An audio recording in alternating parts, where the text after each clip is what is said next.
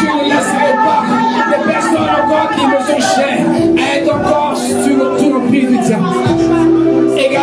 Dieu manifesté pour toi ce matin. Regarde l'amour de Dieu manifesté pour toi ce matin. Regarde l'amour de Dieu manifesté de Dieu ce matin.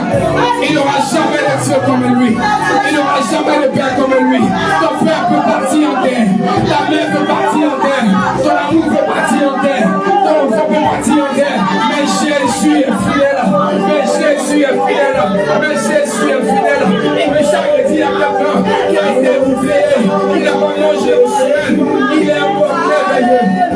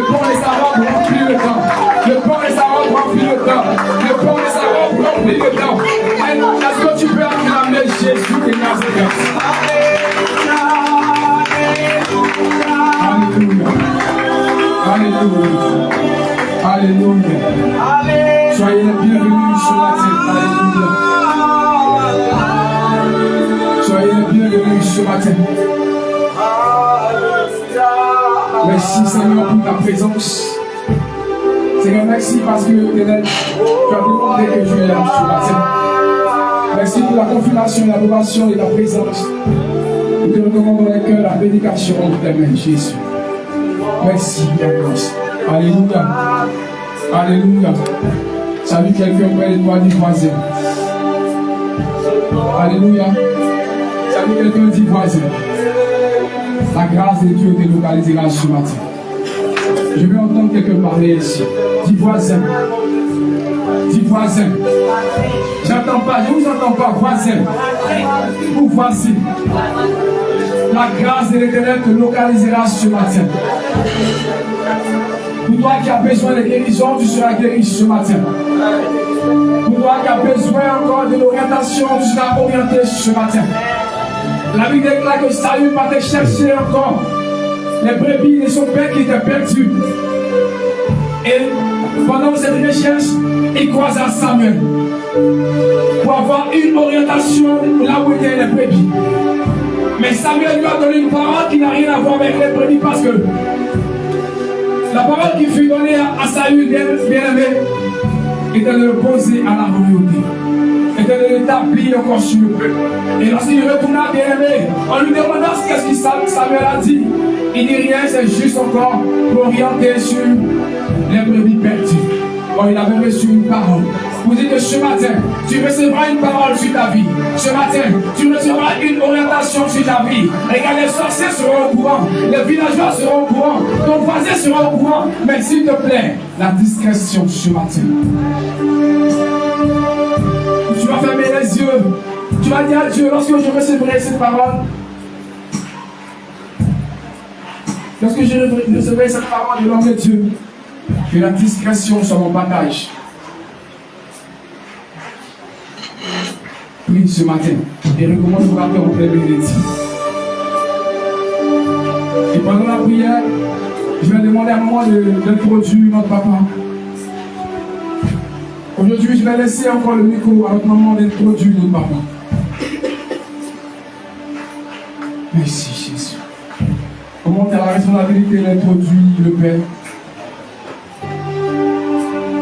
et de le présenter comme ordre de la mission pour ceux qui viennent d'arriver. Merci Jésus.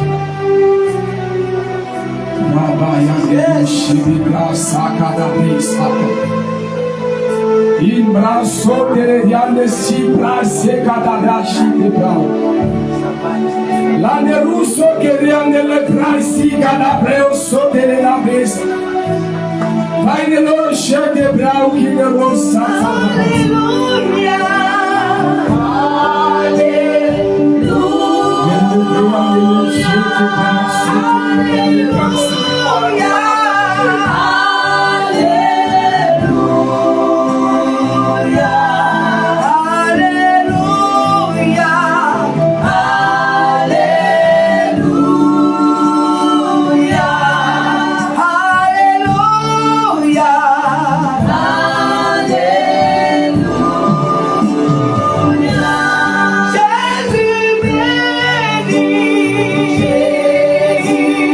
Yeah.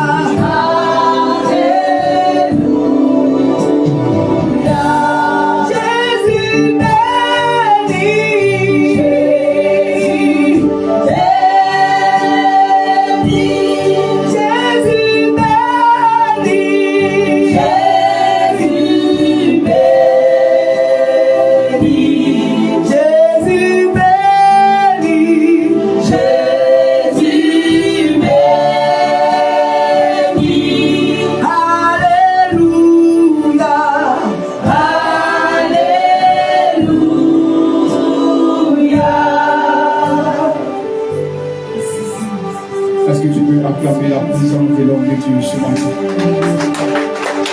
Est-ce que tu peux acclamer la vie du Père ce matin?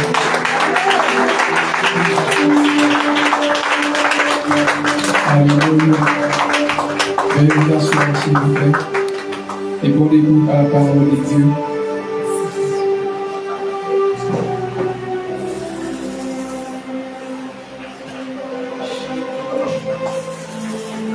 Merci Seigneur.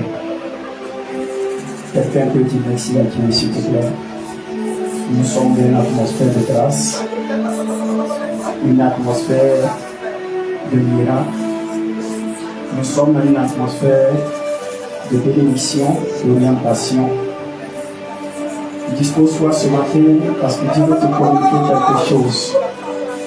Le ciel est ouvert pour ces genres de choses. Car depuis lors où nous avons donné ce rendez-vous au Seigneur, ces uns qui devaient préparer l'atmosphère, ils l'ont fait. C'est pourquoi ce moment a pu avoir lieu. Dieu n'est pas menteur, Dieu est vrai. Mais il y a peu qui croient qu'il est capable de beaucoup de choses que peu ignorent. Seigneur, merci pour l'auditoire, merci pour ton peuple. Merci pour cette atmosphère qui a été préparée depuis longtemps. Et merci parce que tu veux nous parler, tu veux nous investir. Nous voulons te dire merci pour ce que tu as fait déjà et ce que encore tu vas faire. Je suis reconnaissant, je suis le commun des mortels, je suis un individu, je suis, comme tu l'as dit, un être humain, comme tu l'as dit. Le cœur de l'homme est ton Dieu par-dessus tout et qui peut le connaître? Éternel. Je ne sais rien, je ne peux rien. Je veux ce matin que Seigneur, que je diminue mais que toi tu croisses. Aujourd'hui, je veux véritablement que Seigneur ne disparaisse mais que toi tu apparais. Je veux aujourd'hui Seigneur que je me taise mais que toi tu parles.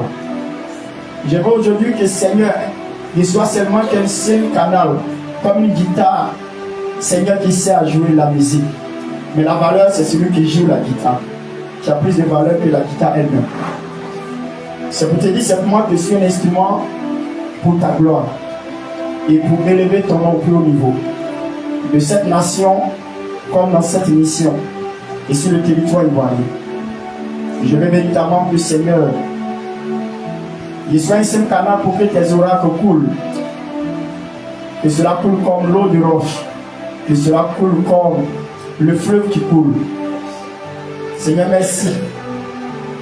Je vais te dire merci parce que je veux qu'on aille à l'essentiel. Je veux qu'on aille à l'essentiel. Car tu as dit à Esaïe, au travers de sa bouche, tu as parlé à ton peuple et tu les as dit que ne considérez plus ce qui est ancien. Ne pensez plus aux événements qui sont passés et ne considérez plus ce qui est ancien. Car tu vas faire une chose nouvelle qui est sur le point d'arriver. Ne la connaîtrez-vous pas? Et tu as dit à la suite que tu mettras le chemin dans le désert et le fleuve dans la solitude. Nous sommes à toi et nous avons besoin de toi. Viens et fais-nous du bien ce matin. Que ton nom soit béni pour les témoignages à venir. Que ton nom soit élevé au plus haut niveau de cette nation et de cette mission appelée la Meva. Merci, que ton nom soit béni. Au nom de Yeshua, Amashia, que j'ai prié. Est-ce qu'ensemble à l'émission on peut dire Amen avec moi? Est-ce qu'on peut acclamer le Seigneur, ceux qui nous pour acclamer le Seigneur, la majesté? Est-ce qu'on peut acclamer la majesté? Le Dieu de gloire. Alléluia. Il y a quelqu'un, tu es béni d'être présent. Tu es béni d'être présent. C'est parce que tu es présent que tu es béni. Amen. Aujourd'hui, nous sommes dans notre premier rendez-vous qu'on appelle le rendez-vous de la grâce. Dis à quelqu'un, c'est un rendez-vous divin. Dis un rendez-vous divin. Nous avons entamé un thème. Et c'est sur ce thème que nous allons continuer. Et surtout, aujourd'hui, c'est un dimanche de grâce. Je vais donner ce thème. Dis à quelqu'un, allons-y à l'essentiel. Dis à quelqu'un, allons-y à l'essentiel. Voilà. Nous avons tergiversé dans nos manières de vivre nos vies chrétiennes. Et nous ne sommes pas allés à l'essentiel. Vous savez, dire à quelqu'un, il est vraiment inutile d'engager des faux combats dans notre vie.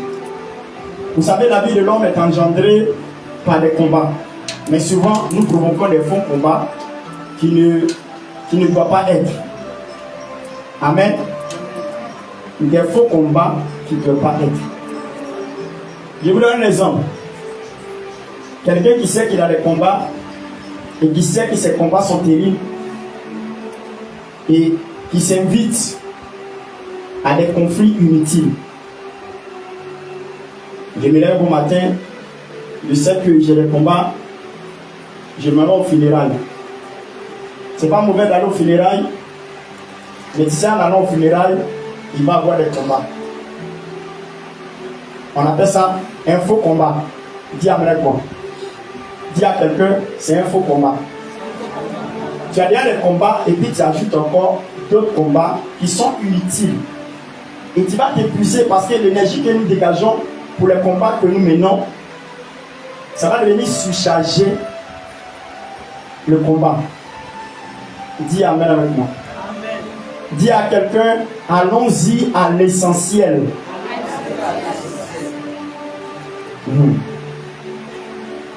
Pendant que j'étais assis là, j'ai vu quelque chose dans mon esprit. Et ce qu'il y a vu dans mon esprit, c'est qu'on doit prier pour quelqu'un, mais qui n'est pas parmi nous. Une personne qu'on doit prier pour elle. Parce que le diable est en train de travailler au point où la personne va commencer à perdre l'équilibre de sa vie chrétienne. Et je veux, par ce direct, sûrement la personne est en train de me suivre en direct. Je vais prier pour cette personne afin que tout plan qui a été planifié par l'ennemi dans sa vie, en ce moment précis, que ça soit désamorcé. Tout plan que l'ennemi est en train de faire, pendant que tu es là-bas et tu me suis,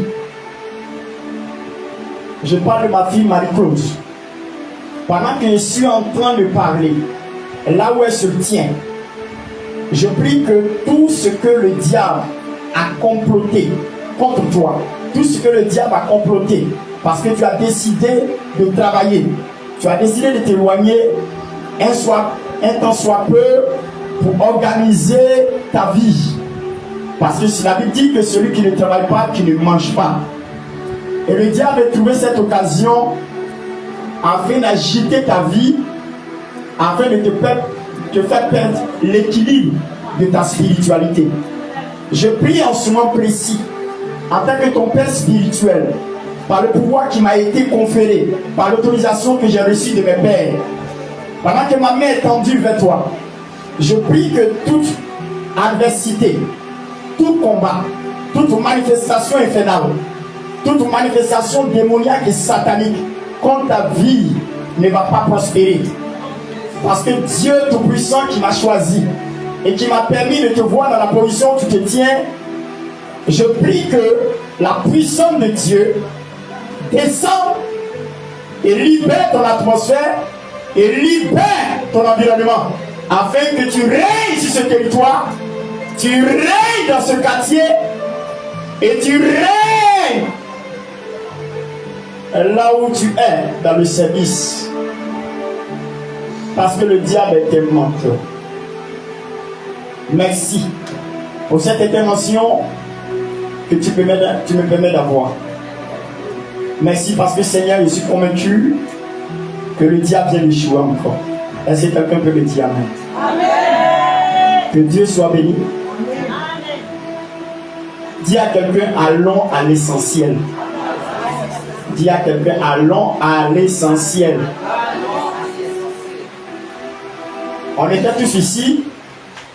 Vous savez, il y a les choses qui sont inutiles et puis il y a les choses qui sont essentielles. Dis à quelqu'un.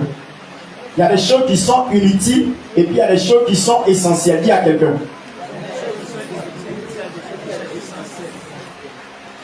Vous savez que ce qui est essentiel pour Dieu, dis à quelqu'un, c'est la destinée.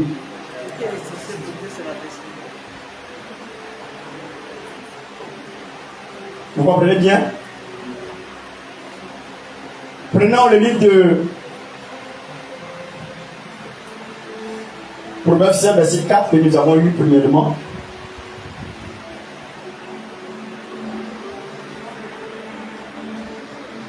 Proverbe 16, le verset 4.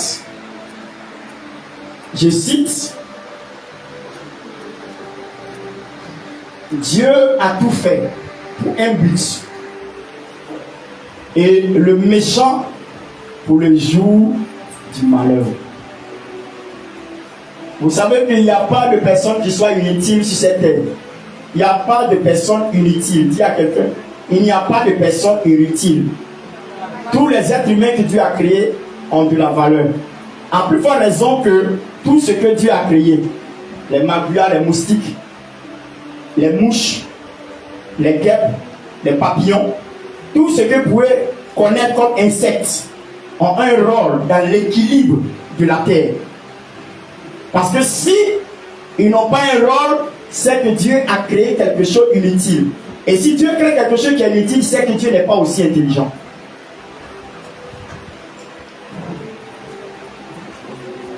Il y a deux personnes qui peuvent dire pourquoi Dieu peut permettre qu'il y ait des moustiques. Pourquoi Dieu peut permettre qu'il y ait des mouches. Pourquoi Dieu peut permettre qu'il y ait des papillons.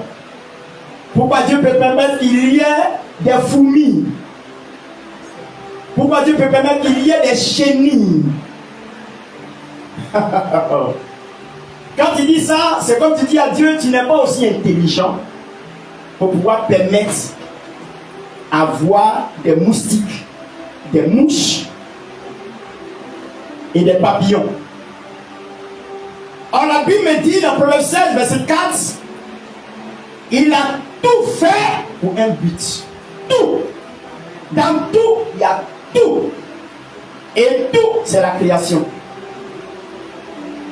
C'est-à-dire que rien de ce que Dieu a créé, il n'y a rien qui soit inutile.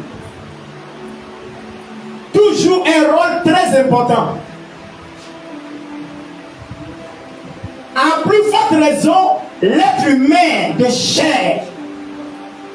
La Bible dit dans le livre de Genèse chapitre 1, à partir du verset 26 à 28, il dit: faisons l'homme à notre image, selon notre ressemblance. Nous sommes la créature la plus extraordinaire. La créature la plus extraordinaire. La créature la plus valorisée par le royaume de Dieu. Quand quelqu'un se décide pour se donner la mort, c'est comme il disait à Dieu que tu as mal fait de me créer. C'est pas important que moi je sois sur cette terre parce que tu as fait un plan qui est bidon.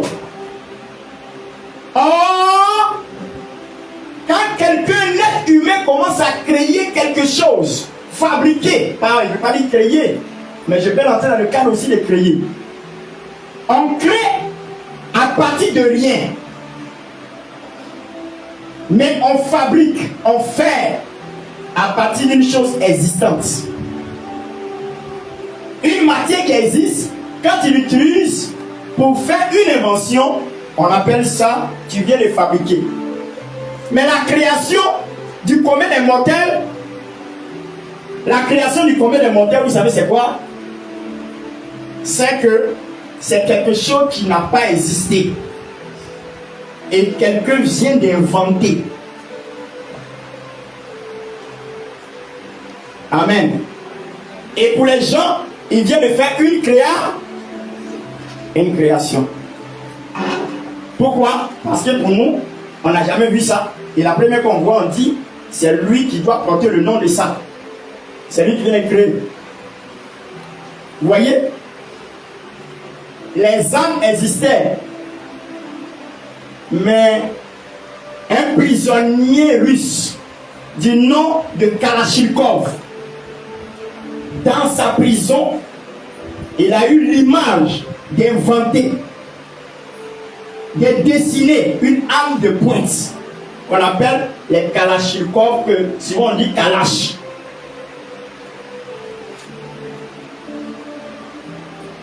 Tout le monde est utile et tout le monde a le mécanisme de devenir ce qu'il veut devenir selon le programme de Dieu. Mais par moment, des personnes pensent qu'ils sont inutiles. Pourquoi? Parce que ils ne voient pas le chemin de leur destinée. Vous savez, quand tu prends un chemin et que tu sais que tu vas arriver quelque part, et puis tu ne sais même pas où le chemin mène, que tu es perdu, tu trouves que c'est inutile d'avoir fait le pas pour aller là où tu veux aller. Voyez, tu es perdu. Quand tu es perdu, tu te trouves inutile. Tu trouves que ce que tu fais là, est-ce que ça vaut la peine? Mais quand tu es orienté, que tu trouves le chemin, tu dis waouh, je sais que je suis né pour quelque chose. Je vais vous dire quelque chose, quelle que soit l'année, quel que soit l'âge, quel que soit le temps, il n'y a rien sur cette terre qui soit négligeable pour Dieu pour pouvoir accomplir son plan dans ta vie.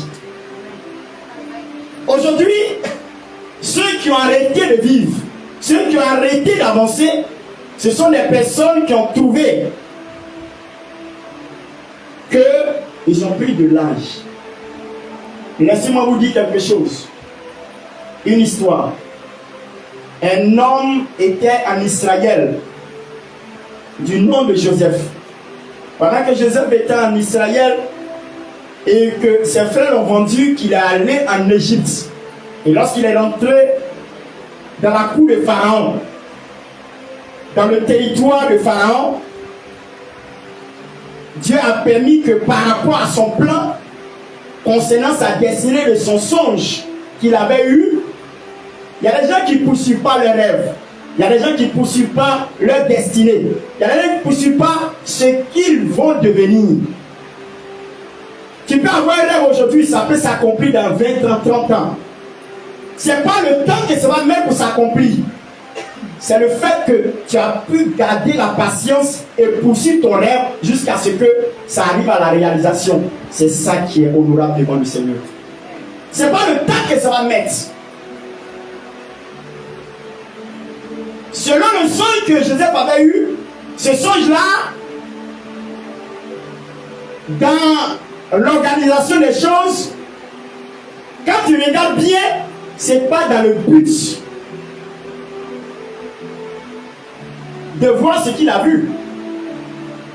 Il sait que Dieu là va l'établir au-dessus de ses frères et même de son père et de sa mère. Mais dans la faisabilité, il ne savait pas comment les choses allaient se passer. Il ne savait pas comment ça allait se faire. Il ne savait pas que la hauteur qu'il va avoir, c'était ça. Dieu a un plan. Mais c'est lui qui a le secret de son plan. Ce qu'il faut au commun des mortels, c'est se prédisposer pour que Dieu puisse l'utiliser pour atteindre ce qu'il veut atteindre avec lui. C'est ce qu'on appelle quelqu'un est dans la volonté de Dieu. Quand on dit quelqu'un est dans la volonté de Dieu, c'est celui-là même qui est disposé pour que Dieu puisse le prendre et l'utiliser comme il veut, quand il veut, à n'importe quel instant qu'il désire. Et quand Joseph est rentré chez Pharaon, il a accompli son rêve. Pour lui, c'était d'être au-dessus de ses frères et de régner en tant que premier ministre de Pharaon. Son rêve est fini. Le but de Joseph, c'était ça. Ce que Dieu lui a montré, c'est que c'est lui qui sera à la tête de sa famille et c'est par lui que le peuple va trouver la paix et la tranquillité en Égypte. Premier ministre, ce qui restait à faire, c'est de mourir. Quand tu finis ta destinée, ce qui te reste à faire, c'est de bénir Dieu et puis de partir. Il y a des gens qui n'ont même pas encore commencé. Et ces gens qui n'ont pas encore commencé, tu vas voir que leur âge est avancé. Ils n'ont même pas encore commencé. La vie n'est pas faite pour vivre dans le billard. La vie est faite dans un plan bien précis pour que ta vie là soit une bénédiction pour ta famille, pour ton entourage, pour ta nation et même pour le monde entier. Mais quand on regarde notre vie, ça ressemble à quoi? La destinée n'est pas parce que tu as un petit travail et tu te trouves dans ta maison, tu nourris tes enfants, tu nourris ta famille et c'est tout, hein. C'est pas la destinée. Ça, c'est le plan de ta vie. Je n'ai pas le plan divin. Le plan de ta vie, tu n'as pas besoin des ressources célestes, des ressources de Dieu, les ressources, je peux dire, divines, pour pouvoir accomplir ça. Tu as besoin seulement d'avoir une intelligence, une capacité, pour que tu puisses accomplir, toi, ton rêve. Ne parle pas le rêve divin. Toi, ton rêve. Et quand tu réussis, toi, ton rêve, ça le regarde à ta famille et à ton petit entourage. C'est tout. Ça ne va pas au-delà. Or, ce dont je suis en train de parler, un homme qui s'appelle Joseph est rentré en Égypte. Sa position a fait bénéficier tout un peuple, toute une nation. C'est ça qu'on appelle la destinée. Et pour qu'il réussisse cela, il avait besoin de quoi? Des ressources du ciel. Et c'est les ressources du ciel qui lui ont permis. Et lorsqu'il a fini sa destinée, Dieu avait un plan. Il a dit à Abraham. Il a dit à Abraham, une nation sortira de toi et cette nation doit aller sur la terre promise. Il fallait que quelqu'un d'autre prenne le relais. Et cette personne qui a pris le relais, il s'appelle Moïse. On tuait tous les nouveaux-nés. Pourquoi? Parce que les gens, les Égyptiens ont constaté qu'après que Pharaon ne meure, son fils qui est venu, il n'avait pas la même vision que son père. Pourquoi? Parce que son père savait qui était Joseph. Même si on lui donne l'historique de Joseph, le fils qui est né, il ne va pas avoir la même manière de fonctionner. Et voilà qu'il a commencé à comprendre que le peuple d'Israël était en train de se multiplier. Parce qu'il mettait au monde des enfants et puis se multipliait. Il devenait de plus en plus nombreux que les Égyptiens. Donc pour lui, c'était une menace. Et pour cela, il faut les asservir. À un moment, il devait les asservir, mais il a constaté que ça continue. Donc qu'est-ce qu'il faut faire? Il faut tuer tous les premiers-nés mâles. C'est dans ça que Dieu avait un plan. Vous savez, quand Dieu te met au monde, avant que tu ne sois au monde, il t'a prédestiné pour un but bien précis. Par toi, et par toi, Dieu doit accomplir quelque chose de divin et de grand. Non pas seulement pour ta famille, pour une nation, mais pour le monde entier. Et c'est dans ça que Joseph, quand il est mort, et qu'ils ont commencé à servir le peuple d'Israël, à un moment donné, tu vas constater que ils ont commencé à tuer les premiers-nés. Et c'est dans ça, quand ils ont compris, et comme Dieu, quand il te choisit, il te garde. Quand il te choisit, il te protège. Quand il te choisit, il fait de telle sorte que Satan ne puisse pas avoir raison de toi. C'est pour cela que quand, au temps d'Hérode, Jésus est né à Nazareth, à Bethléem, elle est née à Bethléem, une étoile s'est présentée sur un toit, et que Hérode a entendu, il dit non qu'à l'adorer cet enfant-là. Parce que les gens avaient dit qu'il était le roi des Juifs. Des Juifs. Et quand Dieu a vu la menace par rapport au plan divin qu'il a déployé sur la vie de Jésus, il était un bébé, il ne pouvait pas se défendre. Jésus était un bébé, il ne pouvait pas se défendre. C'est un bébé. Le bébé ne peut pas se défendre. Qu'est-ce qu'il a dit à Joseph? Par l'intermédiaire d'un ange, il lui a dit, prends l'enfant, envoie-le en Égypte. C'est là-bas que ça a commencé, et c'est là-bas encore, il faut le retourner. Et c'est pas là-bas que ça a commencé. Hein? C'est en Égypte que ça a commencé, non? Et il faut prendre Jésus il faut le retourner là où son arrière-grand-père, selon la chair. Selon la chair, quoi. Est-ce que quelqu'un me comprend quand il dit selon la chair? Ça veut dire qu'en tant qu'être humain qui était bébé,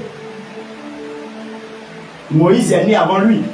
Donc son arrière-grand-père, selon la chair. Sinon, selon l'esprit, Moïse c'est un bébé.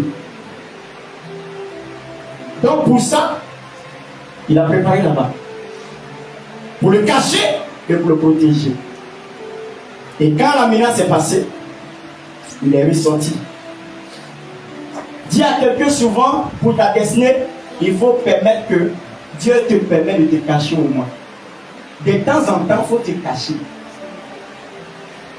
Parce que quand tu ne te caches pas, tu engages des faux combats.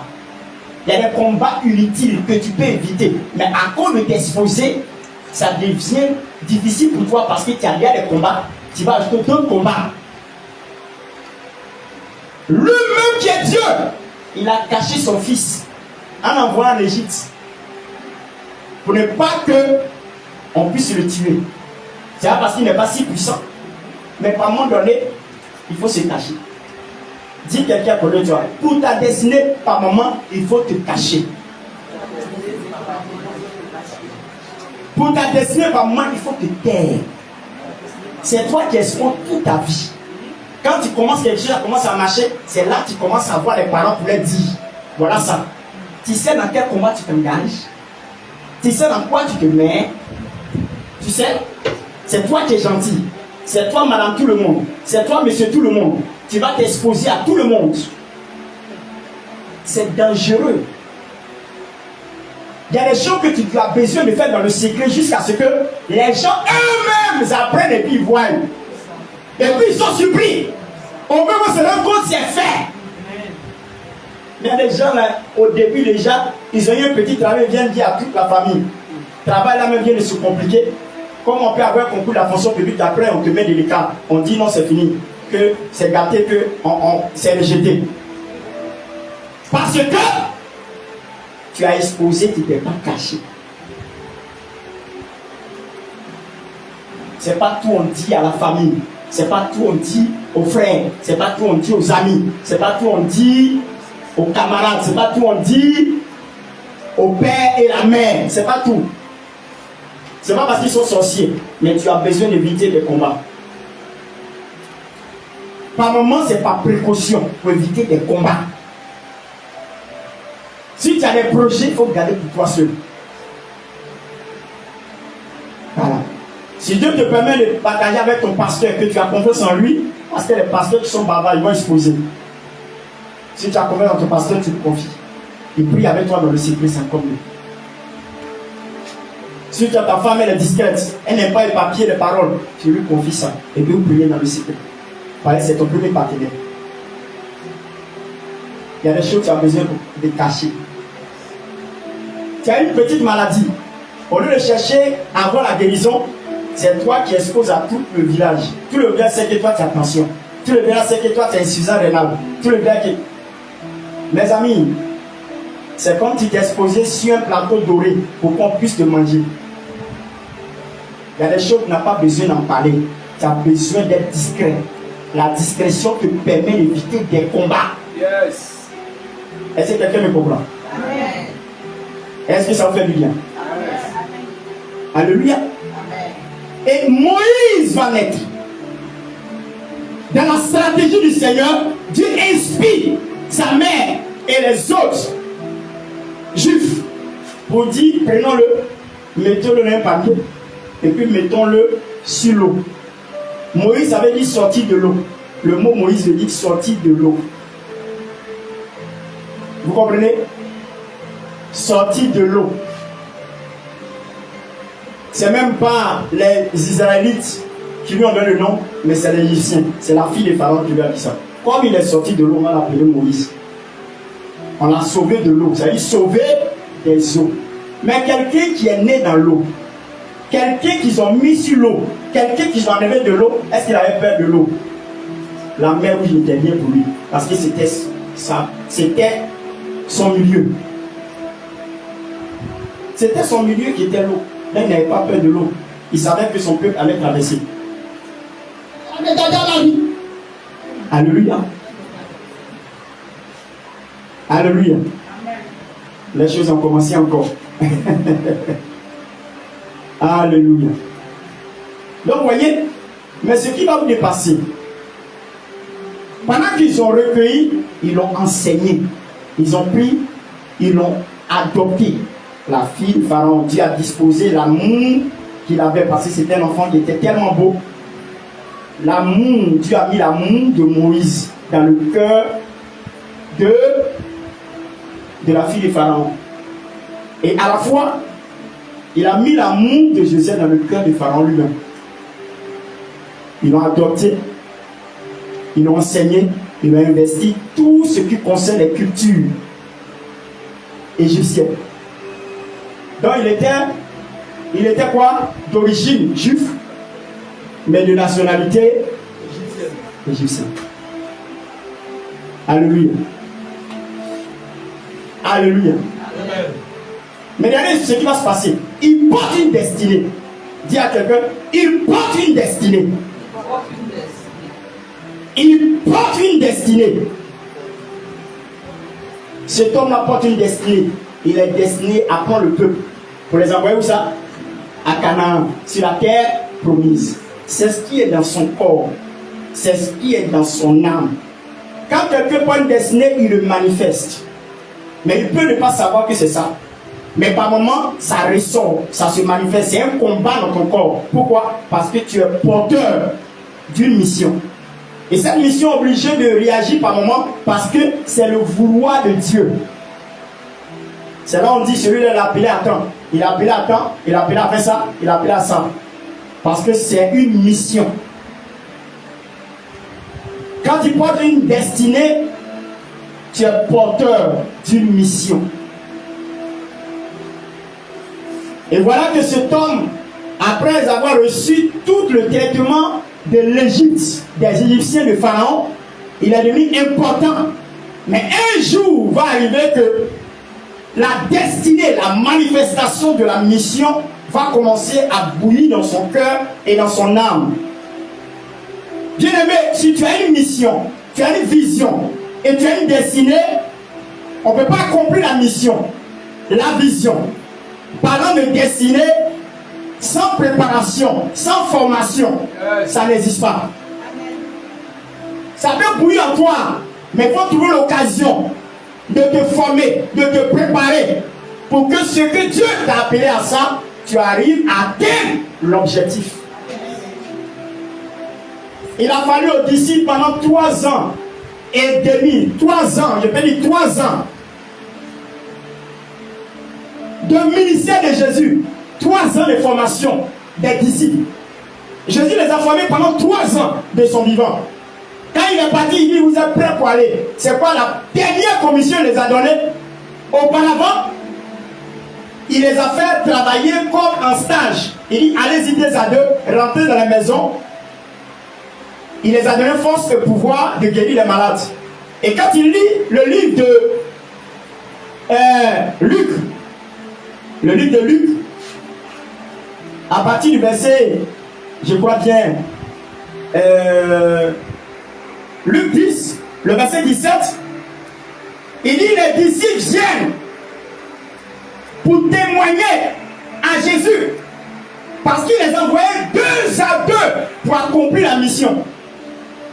Quand il lit Matthieu chapitre 10, il dit voici les noms des 10. Il a donné pouvoir et autorité de guérir les malades et de chasser tous les démons et de guérir tous sortes d'infinités. Il a cité le nom des 10 quand il voit dans Matthieu 10. Et pendant qu'il faisait cela, ils sont venus les 77, viens vers le Seigneur pour lui dire, même les démons nous sont soumis en ton nom. Ça veut dire que la formation qu'il les a apportée, ils sont venus témoigner que ce qu'ils ont reçu de Christ était avéré. Il dit, ne soyez pas heureux parce que les démons vous sont soumis, mais soyez plutôt heureux parce que votre nom est inscrit dans le livre de vie, dans le royaume des cieux. L'essentiel, c'est d'aller au ciel. L'essentiel, c'est d'aller au ciel. Ce qu'on a fait sur la terre, joue un rôle. Mais l'essentiel, c'est de ne pas le perdre le ciel et de gagner la terre.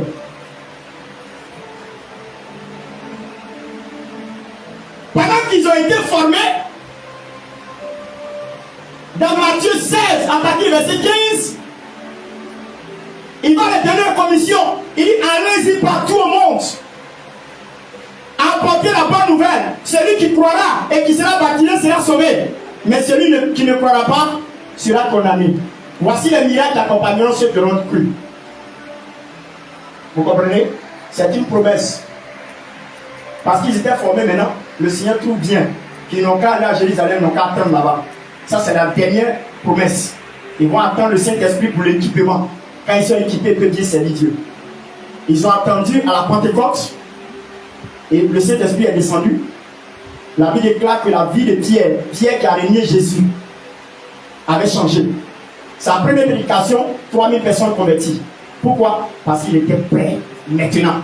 La Bible dit que l'homme de Pierre guérissait les malades. L'homme, dis à quelqu'un, l'homme de Pierre guérissait les malades. Alléluia. Voilà que Moïse ne va pas atteindre la formation. Il a reçu la formation des Égyptiens. C'est pas pareil. Tu peux recevoir une formation qui n'a rien à voir avec le plan de Dieu. Ça ne peut pas servir. Mais dans ça, Dieu peut utiliser certains éléments dedans pour te permettre d'avancer. Dis allons-y à l'essentiel. Et voilà que cet homme va sentir dans son corps qu'une mission est dans son corps. Il va voir un Égyptien en train de maltraiter un Juif. Il va sentir que ce n'est pas normal. Moi, il doit le sauver. Sa mission, c'est de prendre le peuple pour les envoyer à Canaan. Donc voici la manifestation. Pendant qu'il se manifeste.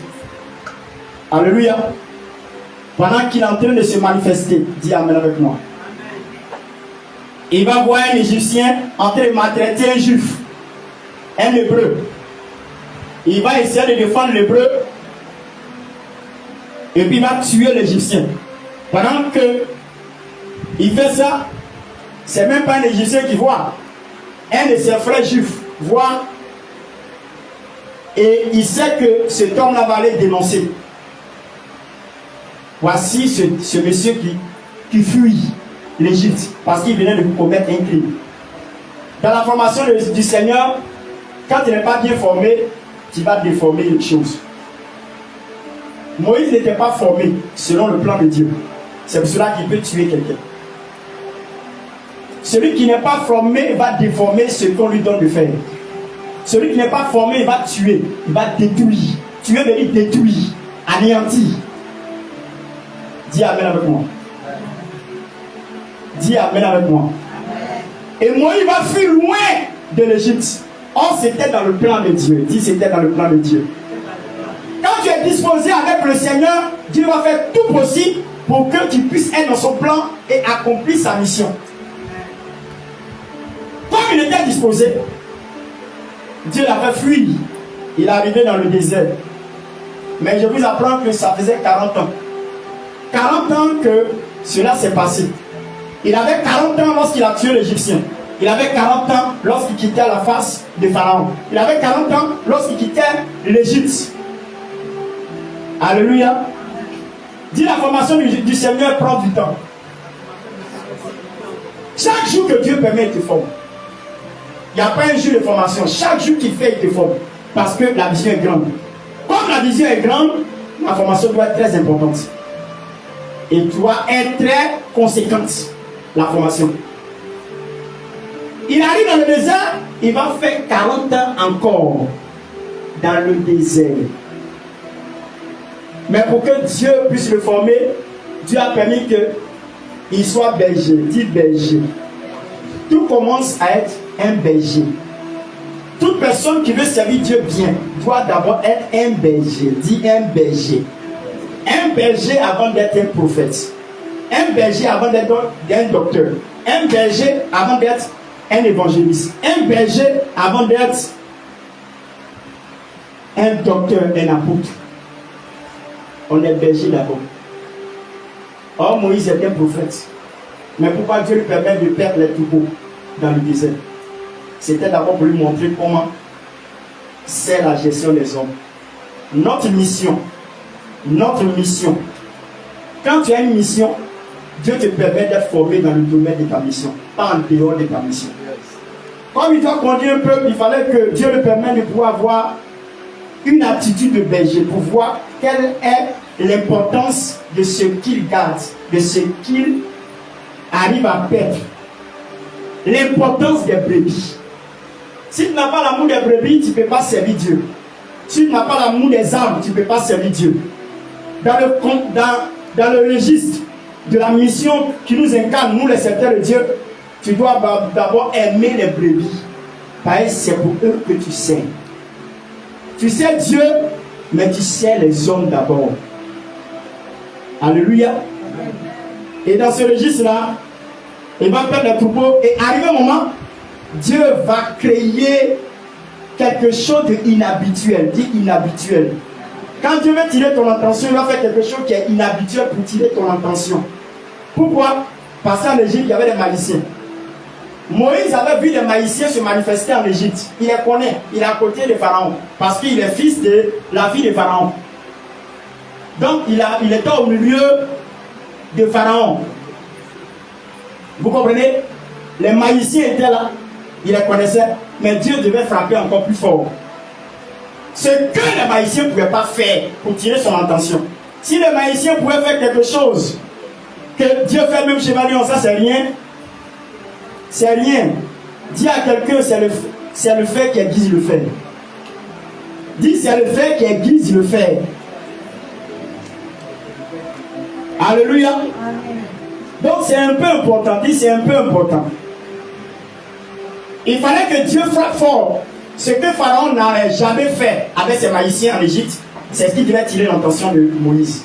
Pour savoir que le Dieu dont il est question, il n'a rien à voir avec les magiciens. Il est plus que les magiciens. Quelqu'un peut me dire amen. Il est plus que les magiciens. Il va descendre un buisson. Chose que les pharaons, le groupe de Pharaon ne peut pas faire. Descendre un buisson qui consume. Il y a un buisson qui a le feu, mais il ne consumait pas le buisson. Qui peut faire ça? Il y a des herbes qui sont là, et puis il y a le feu dedans, mais ça ne brûle pas les herbes. Mais tu vois que le feu s'active dans les herbes.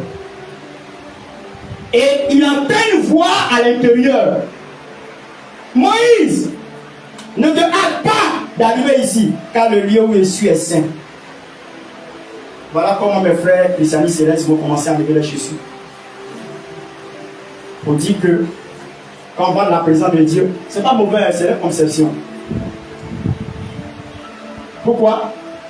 Parce que la chaussure là l'a conduit à beaucoup de coloris. Donc il faut enlever, il faut descendre sur mon territoire. Il veut dire à Moïse, ce que le crime que tu as commis, les pieds qui t'ont mené à commettre ce crime là, il faut faire déposer ça là-bas et puis viens vers moi en tant qu'un homme pur.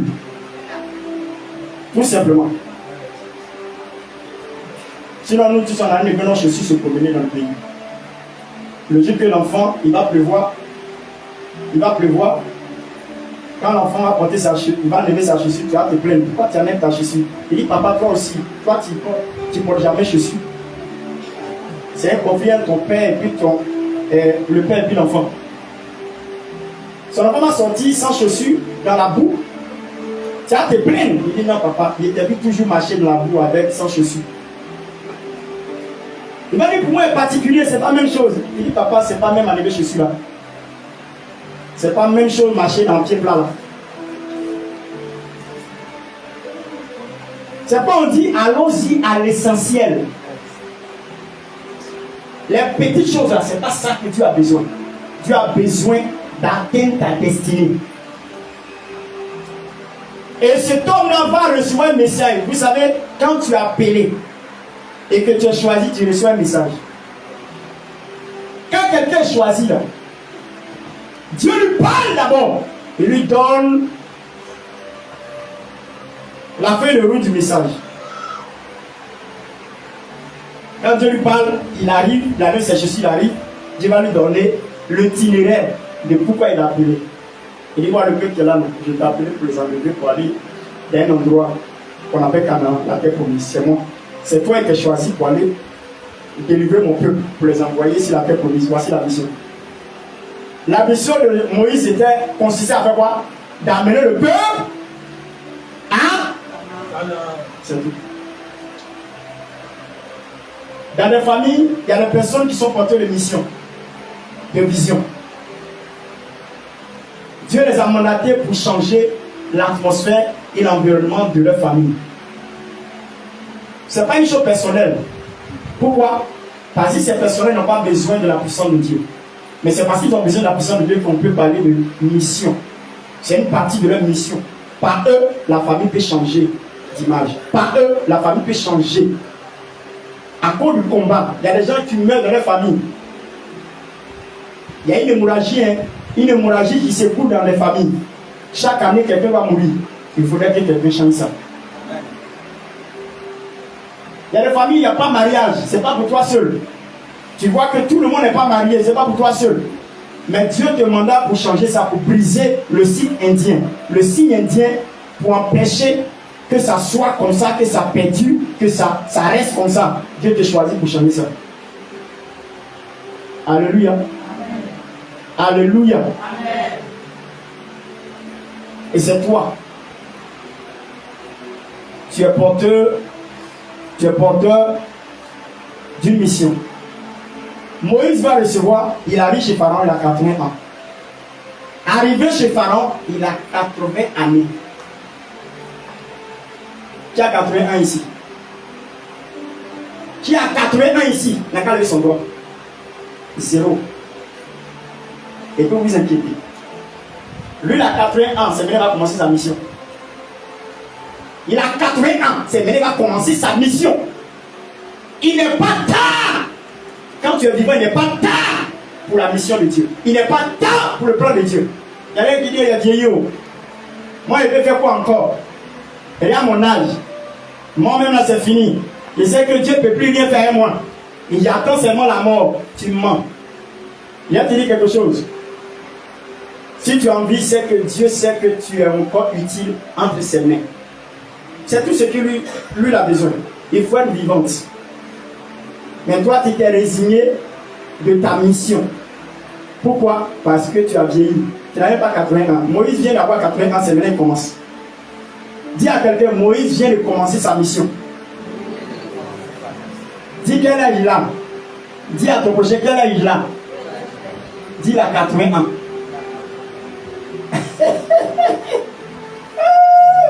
Mais Moïse se voit encore kéné. Il y a des gens qui se voient ici. C'est-à-dire pour eux, ils ont 60 ans, 65 ans. Ils se disent que c'est fini pour moi. Moi, je sais que c'est fini. Tu n'as pas honte. Il a 80 ans, tu n'as pas honte. Dis à quelqu'un, tu n'as pas honte. Dis à quelqu'un, tu n'as pas honte. Il ne faut pas tenir compte de l'âge que tu as et puis tu vas te réfugier dedans. Il ne faut pas tenir compte de ton âge et puis tu vas te réfugier dans ton âge. Il y a des gens qui se cachent dans leur âge. Pour dire, il ne peut plus rien faire. Il a fini ma vie. Il a fini ma vie. Et par moment, quand ils tombent malades, ils demandent à Dieu de venir les enlever parce qu'ils sont fatigués. Seigneur, il est mourir. C'est la chanson, il est mourir. J'ai mouru. C'est Dieu qui t'a mis au monde ou bien c'est toi-même qui es venu au monde? Je vous demande, c'est Dieu qui t'a mis au monde ou bien c'est toi-même qui t'as mis au monde? C'est Dieu qui t'a envoyé sur la terre et c'est lui qui décide quand tu dois mourir. Tant que tu n'es pas encore mort, c'est que tu es utile entre ses mains. Dis à quelqu'un, allons-y à l'essentiel. Alléluia. Est-ce que quelqu'un me comprend? Est-ce que quelqu'un est en train de me comprendre? Tu n'as pas tu t'es pas si préparé, tu t'es pas si préparé, tu t'es pas si apprêté et tu n'as pas fait tout pour t'approcher de ta destinée. Il y a des approches vers la destinée. Dieu t'a tracé une voie, mais toi tu es en dehors de la voie, tu es en train de chercher quelque chose d'autre là-bas. Tu es en train de perdre du temps. C'est vrai que tu peux être âgé et puis commencer ta destinée, mais tu ne pourras pas profiter quand tu étais jeune. Quand tu es jeune, tu profites bien de ce que Dieu t'offre. Mais quand tu es vieux, quand tu es âgé, il y a des choses que tu ne peux pas voir le goût. Si toi tu as vieilli, maintenant tu as de l'argent et tu veux manger les bons plats, c'est pas quand on te donne parce qu'il n'a plus de dents. Tu ne peux pas apprécier les poulets. Tu ne peux pas apprécier les poulets. C'est vrai ou c'est faux? Tu ne peux plus apprécier les talons. Tu ne peux plus apprécier certains vêtements. Pourquoi? Parce que tu as pris de l'âge. Mais qui a fait ça? Dis, tu as perdu du temps. Pourquoi? Parce que tu n'es pas parti à l'essentiel. Tu as été dans des choses inutiles qui ne peuvent même pas te rapprocher de ta destinée. Tu as un rêve. Tu dois t'assurer de ton rêve pour le réaliser. Dieu t'a choisi pour quelque chose qui est indéniable, que personne d'autre ne peut le faire si ce n'est que toi. Mais tu as besoin de te rapprocher de lui. C'est quoi il parle de la réconciliation? Un être humain doit se réconcilier avec son Créateur afin de lui permettre de rentrer dans son plan. La dernière nuit de Jésus, la dernière nuit de Jésus à Gethsémane, tu sais ce qui s'est passé? C'est la dernière nuit. Après cette nuit, il n'y aura plus d'autres nuits. La dernière nuit. Il n'a pas dormi pendant toute la nuit. Il était en prière. À 3 reprises, il est parti dire à ses disciples, veillez et priez pour ne pas que vous tombiez en tentation. 3 fois. Première fois, il les voit, il dort. Il dit, il ne vous a pas dit, veillez et priez pour ne pas tomber en tentation. Il retourne encore. Il le dit encore 3 fois. C'est pas parce que Jésus a prié 3 fois. Jésus a prié plusieurs fois, mais à 3 reprises, il est venu réveiller ses disciples. Il n'a pas dormi un instant à Gethsémane. Mais moi, ce n'est pas ça qui m'intéresse. Ce qui m'intéresse, c'est la qualité de la prière qu'il va adresser à son Père. Ce qui est important pour les êtres humains sur la terre, c'est ce qu'ils doivent faire pour Dieu. Ce que Dieu les a amenés à faire, à réaliser, à accomplir. C'est ce qu'on appelle le rêve. C'est ce qu'on appelle la destinée. C'est ce qu'on appelle la mission. C'est ce qu'on appelle la vision. Qu'est-ce qu'il a dit? Qu'est-ce qu'il va dire? Vous savez ce qu'il va dire? Vous savez ce qu'il va dire? Il dit, Père, si tu peux m'éloigner de cette coupe, mais toutefois que ta volonté se fasse. Non pas ma volonté, mais ta volonté. Vous savez pourquoi il dit ça? Parce qu'il ne veut pas s'éloigner du plan divin. Il ne veut pas s'éloigner de pourquoi il est sur terre. Il ne veut pas s'éloigner de pourquoi il est venu sur la terre. Il veut forcément accomplir ça avant de quitter la terre. Parce que c'est sa dernière nuit. Il doit être rassuré que ce qu'il va faire là, ça rentre dans le contexte, ça rentre dans le plan de Dieu, ça rentre dans la vision de Dieu, ça rentre dans la mission de Dieu, ça rentre dans la destinée de sa vie. Alléluia. Et il a prié 3 fois. Pendant 3 fois, il a dit ces phrases. La dernière phrase qu'il a dite, quand il a fini, il était rassuré que ce qu'il va faire là est dans la volonté de Dieu. Mais c'est quand toi tu t'es rassuré, quand tu as commencé à faire ce que tu fais là. C'est quand Dieu t'a parlé de ce que tu es en train de faire là, il est dedans. C'est quand Dieu t'a parlé pour ce que tu es en train de faire là. Lui, il est pour ça. Les gens font des choses inutiles, non pas les choses de Dieu. Ils font ce qui les plaît, ce qui les intéresse, ce qui leur permet d'être à l'aise. Mais est-ce que Dieu est dedans? Jésus demande, après tout le parcours qu'il a fait sur terre, il a guéri les malades, il a ressuscité les morts, les sourds ont entendu, les aveugles ont vu, les paralytiques ont marché. Tout ça il a fait. En dernière position, il veut se rassurer que ce qu'il va faire, cette nuit-là, ce qu'il doit faire là, ça vient de Dieu. Il doit chaque jour, tu dois te rassurer. Est-ce que c'est dans ton plan? Est-ce que c'est ce que tu veux que tu fasses? Seigneur, est-ce que quand je suis né là, c'est ça là que tu veux? Les gens font des choses en dehors de la volonté de Dieu. Les gens font des choses en dehors du plan de Dieu. Les gens font des choses en dehors de la mission que Dieu les a déposées dans leur cœur. On n'a pas besoin d'être chrétien, mais on a besoin de se connecter au plan de Dieu. On peut se connecter au plan de Dieu sans connaître Dieu.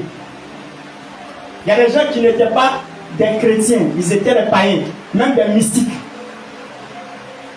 mais qui ont réalisé le plan. Quand tu vois Thalès, Einstein, Pythagore, ce sont des scientifiques, ils n'ont rien de Dieu en eux. Mais qu'est-ce qu'ils ont fait? Ils ont laissé les traces sur la terre. Pourquoi? Parce qu'ils se sont engagés par rapport à ce qu'ils avaient comme condition pour pouvoir faire sortir quelque chose pour que demain ça puisse servir à compter, à réaliser des choses. Quand tu as eu ton petit travail d'instituteur, tu trouves que la vie est finie. Quand tu es instituteur, tu prends ton salaire là. Et puis tu donnes la nourriture à tes enfants, à ta famille, c'est fini. C'est ça l'appel destinée. Ça, c'est ta vie que tu es en train d'embellir dans ton salon. Ça ne veut rien dire, hein. Ça là, ça ne veut rien dire. Ça ne veut rien dire. Mais si tu es instituteur par le Seigneur, il y a des choses que tu vas faire qui seront des innovations dans le domaine de l'éducation des enfants. Et les gens vont commencer à dire waouh, voici une femme qui vient de faire quelque chose d'extraordinaire. Il faut l'acclamer parce que ça est en train d'aider toute la Côte d'Ivoire. C'est ça qu'on appelle, il est en train d'accomplir une destinée. Mais quelque chose que tu vas faire comme les autres. Il y a deux mêmes qui font mieux que toi-même. C'est ça qu'on appelle destinée. Dis à quelqu'un ton yoko. Dis à quelqu'un ton yoko. Voilà, c'est l'yoko là, c'est trop fort. C'est yoko, il doit dire. Alléluia. Est-ce que quelqu'un comprend? Est-ce que quelqu'un comprend? Amen. Voilà. Les gens font ils font des boulots pour payer les factures. Ils font des boulots pour s'occuper de tout ce qui doit s'occuper comme facture. Sinon, Dieu ne profite rien de tout ça. C'est tout, hein? Si tu as fait ton boulot, tu as ton salaire, tu as payé l'électricité, tu as payé le courant, tu as payé l'eau potable, tu as payé ta maison, hein? Tu as payé toutes les factures, c'est fini. Mais dis-moi, qu'est-ce que Dieu en bénéficie? Mais quelqu'un me dit c'est la dîme là qui est la destinée. C'est zéro. Des zéros. Alléluia. Dis à quelqu'un c'est zéro. Dis à quelqu'un c'est zéro. Est-ce que tu sais que quand tu n'accomplis pas ta vie là, ta destinée là, tu n'as plus raison de vivre.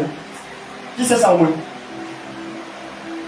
La destinée c'est la raison de vivre. Maintenant si tu ne fais pas ça, c'est que tu es utile, tu ne dois pas vivre sur la terre.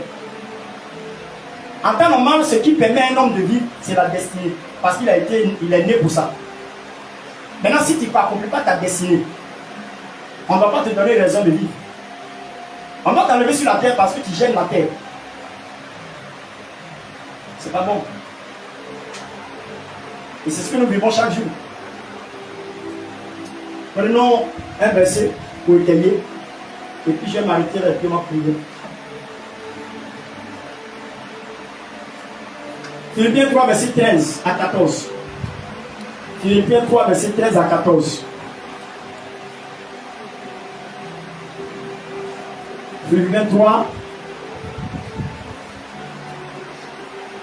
Philippiens 3, verset... Non.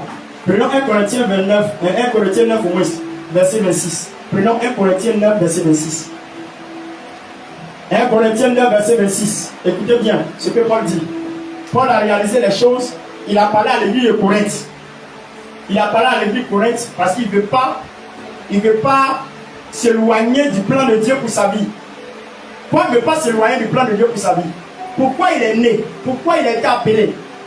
Pourquoi il est sur terre? Pourquoi sur la rue de Damas, le Seigneur l'a aveuglé? Et pour qu'il puisse se trouver devant Anania, pour qu'il puisse avoir la vue et qu'il puisse continuer la mission. Lui, il dit qu'il ne peut pas s'éloigner de ça. On peut lire 1 Corinthiens 9, verset 26. Écoutez bien ce qu'il dit. Allons-y pas à pas. 1 Corinthiens, chapitre 9, verset 26. Le message est long, mais je vais abréger là. Le verset qu'il a donné, c'est fini. Je m'arrête là et puis on va rentrer dans ce qu'on doit rentrer. Est-ce que quelqu'un m'a compris ce matin? Tu as compris le message? Toi, tu es encore jeune, tu dis ma vie n'a plus de sang, tu viens te suicider.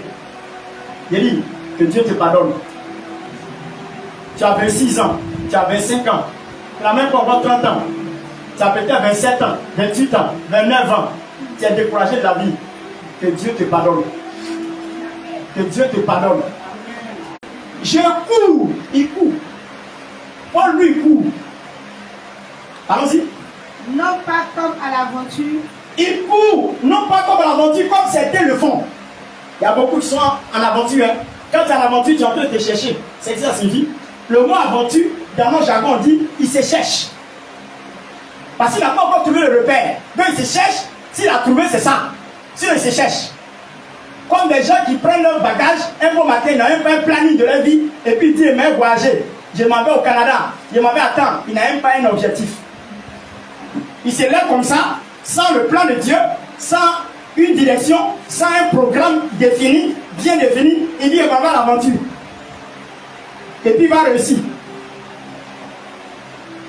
Il dit, c'est grave. La vie n'est pas faite pour aller dans le billard. Dieu a un plan tracé pour notre vie. Nous devons demander à Dieu, qu'est-ce que nous devons faire? Pourquoi tu m'as appelé? Pourquoi tu as permis que je sois vivant? Pourquoi tu m'as mis dans cette famille? Quel rôle je dois jouer sur la terre? Quel rôle je dois jouer pour le monde? Tu dois poser cette question à Dieu. Aujourd'hui, là, c'est à cela que je suis venu prier avec vous. Alléluia. Alléluia. Abraham, Dieu l'a choisi. Et quand Dieu l'a choisi, il dit, une nation sortira de toi. Voici le but que lui doit atteindre. C'est que par lui, il était stérile avec sa femme. C'est-à-dire sa femme était stérile. Lui n'était pas stérile. Parce qu'Agar a eu un enfant avec lui. C'est la femme qui avait un problème. Mais Dieu dit que je vais te donner un enfant entre toi et puis Sarah. Et cet enfant qui va naître là, il sera une multitude parce que par lui, il va avoir un peuple. Et ça sera mon peuple. Voici l'alliance que Dieu dit avec Abraham. C'est pas il dit quitte ta famille, quitte ta patrie, je te montrerai le pays où je te bénirai. Vous comprenez? Pourquoi? Parce que la vision de Dieu, c'est de lui sortir son peuple. Abraham avait une grossesse. Abraham, la grossesse d'Abraham, c'était une destinée. La destinée, c'est quoi? Le peuple de Dieu doit naître au travers d'Abraham, par l'alliance entre Abraham et puis Sarah.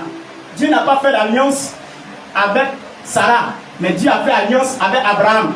Mais le fait que Sarah et sa femme, elles bénéficient de l'alliance que Dieu a tissée avec Abraham à Sarah.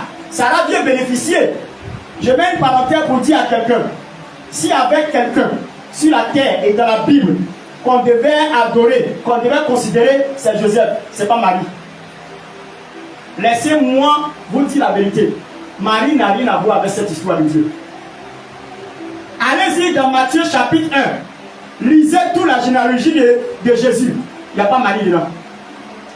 Marie n'est même pas concernée dans la généalogie de Jésus. C'est-à-dire qu'elle n'est même pas descendante de Jésus. Celui qui est descendant de Jésus, c'est qui? C'est Joseph. Parce qu'il vient de la tribu de Juda. Et c'est de Juda que Jésus devait sortir. Donc c'est pour cela que Dieu a permis que ce n'est pas Joseph. Mais Marie a eu grâce aux yeux de Dieu au travers de Joseph. Parce que Joseph l'a pris comme épouse. C'est pour cela qu'elle a eu grâce. Sinon, ce n'est pas elle qui est importante. C'est Joseph qui est important parce qu'il fait partie de la tribu de Juda. Et on ne sait pas. C'est une déviation par moment, les gens ne comprennent pas la parole de Dieu. C'est Joseph même, on doit adorer, on doit s'engenouiller pour adorer même pour dire, Joseph, c'est à cause de toi que voilà, Jésus, c'est vrai. Je suis en train de dire à quelqu'un que ça pourrait être ta maman. Elle sera vierge et puis Dieu va choisir pour faire naître Jésus. Toutes les personnes de la vie de cette période-là, il y avait les vierges dedans, mais c'est parce que ils n'étaient pas avec Joseph. Voilà le problème qu'il y a là. Hein. Est-ce que dans la période où Marie devait être visitée par l'ange, est-ce qu'il n'y avait pas de vierges même chose comme Marie? Je vous demande, est-ce qu'il n'y avait pas de vierges comme Marie?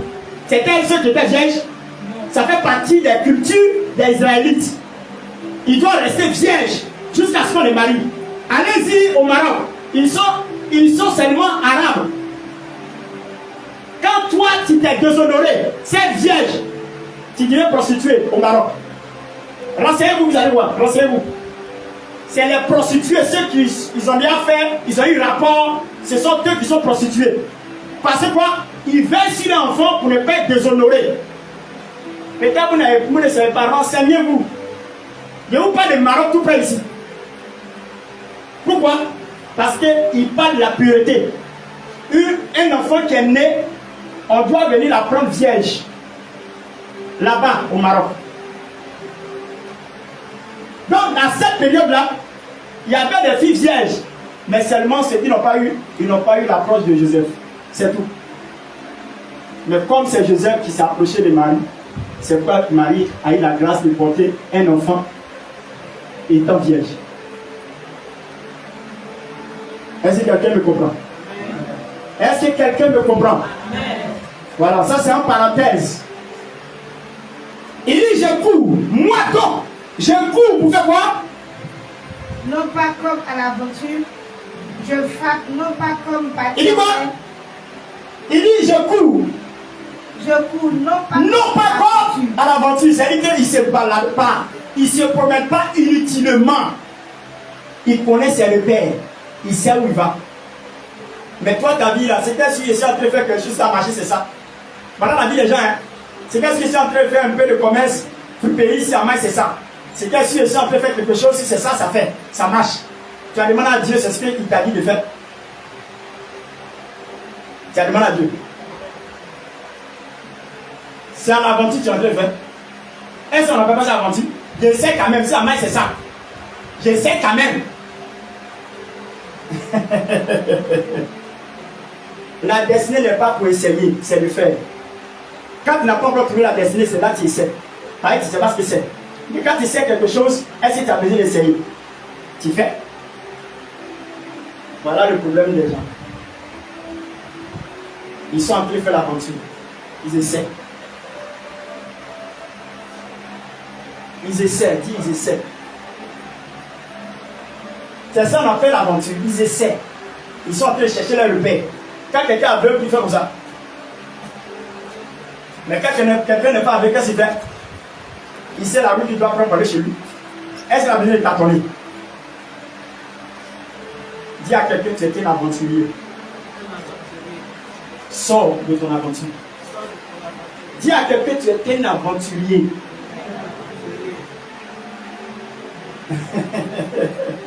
Est-ce qu'il y a des gens qui sont aventuriers ici? Est-ce qu'il y a des gens aventuriers ici? Ils sont aventuriers. Tu ne te rapproches même pas de ta destinée. Tu ne sais même pas ce que c'est que ta destinée même. Tu ne sais même pas quelle est la destinée. La destinée, c'est le but de pourquoi Dieu t'a mis sur terre. Il est inscrit dans ton cœur et ce que tu vas le manifester avant de retourner à lui. C'est ça qu'on appelle la destinée. Comment savoir? Il faut demander à Dieu. Il y a rien qui dit, ah moi je ne sais pas, il faut demander à Dieu. C'est lui qui t'a mis au monde, non? C'est lui qui a permis que tu sois sur la terre.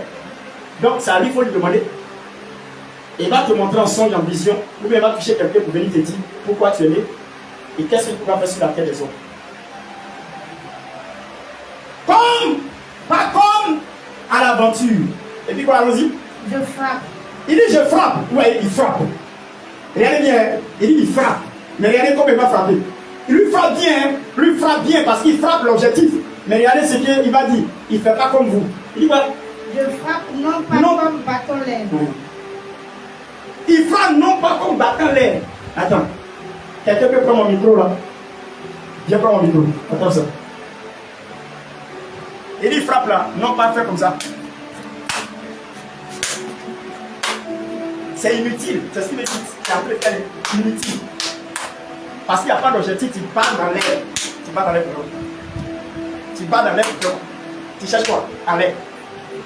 Il dit bat non pas comme il battait l'air. Mais regardez bien ce qu'il dit à la fin. Verset 27. Mais je traite durement mon corps. Il dit bat, mais voilà, il dit bat comme, non pas comme il bat l'air, mais il fait quoi? Il traite durement son corps. Il traite durement son corps. Pourquoi? Pourquoi? Allons-y. Et je le tiens assujetti. Il dit le tient, il dit traite durement son corps. Il se prépare. Il prépare même son corps à obéir à sa destinée, à obéir au plan de Dieu, à obéir à la vision, à obéir au but de Dieu, à obéir à l'objectif que Dieu a fixé dans son cœur. Il traite durement pour ne pas qu'il passe à côté, il va à droite. Ça veut dire quoi? Il a discipliné son corps pour la vision.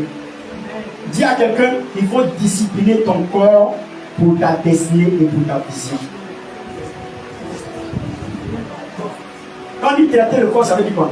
C'est discipliner son corps. Il dit traite durement son corps. Il ne faut pas que certaines choses qu'il ne veut pas que son corps puisse faire. Souvent tu es un peu sur le but de Dieu et puis Satan te fait orienter ailleurs. Dans ta destinée là, c'est là, excusez-moi, tu as été déshabillé par aller chez les femmes. Un temps soit peu, il s'en ses idées dans ça. Joseph savait de quoi il s'agissait. Quand la femme de Potiphar a trouvé qu'il était joli, il était beau, il était mignon, elle dit il va coucher avec toi aujourd'hui. Il dit jamais. Même c'est pour qu'elle parte en prison, je suis prêt à partir en prison. Mais il ne peut pas gaspiller une heure. Pas une heure même, quelques 5 minutes, ou bien 10 minutes pour ça, pour que ma destinée puisse s'arrêter. Il traite durement son corps, il est prêt à aller en prison pour ça. Et ça, c'est une bonne cause. Amen. Alléluia. Amen. Alléluia. Allons-y, termine. Je le tiens assujetti. Il le tient assujetti. Allez-y d'abord, dictionnaire, demandez le mot assujetti. Assujetti. Ça rentre dans le même contexte que dominer. Ça rentre dans le contexte que prendre l'autorité sur son corps. Il le tient assujetti. C'est-à-dire qu'il le tient mort, maîtrisé. Il le gère. Il ne peut plus réagir. Quand tu as assujetti quelque chose, la chose ne peut pas s'élever pour faire quoi que ce soit. Il est obligé de t'obéir. Quand tu vois le mot assujetti, c'est qu'il y a obéissance à côté.